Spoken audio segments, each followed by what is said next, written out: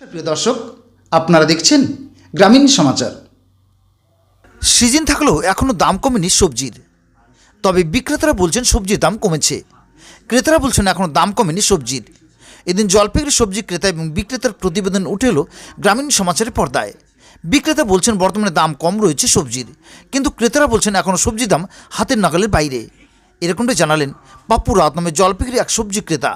তিনি বলেন 20 থেকে 25 টাকা কেজি আলু এবং 20 টাকার উপরে রয়েছে বাঁধাকপি, ফুলকপি। তাই বর্তমানে সিজন থাকলেও সেরকমভাবে সবজির দাম কমেনি।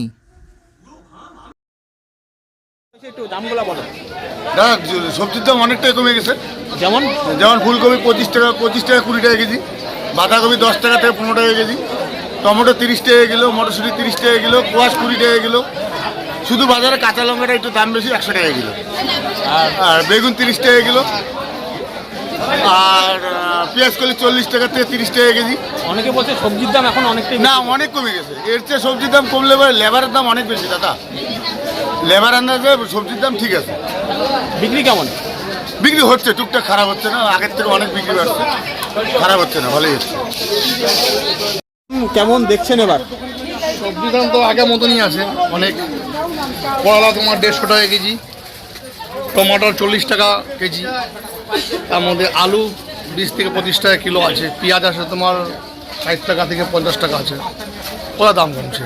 বাঁধাকপি ফুলকপি ওই 20 টাকা 30 টাকা। এখন কি স্বস্তির নিঃশ্বাস কি এখনো নিচ্ছেন? না, ওরকমই আছে। সবজি কোনো দামই কম নেই।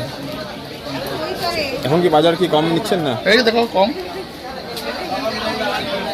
একই দাম। টমেটো তো একই। হ্যাঁ, কম দাম যেটা থাকে সেটা কি এখনো নেই? সবজি আগে করা 40 টাকা 50 টাকা 60 টাকা টমেটোর, করলা 150 টাকা কেজি আছে, ফুলকপি বান্ধা একই 30-20 চলছে। আপনার নাম? পাপ্পু রাউত।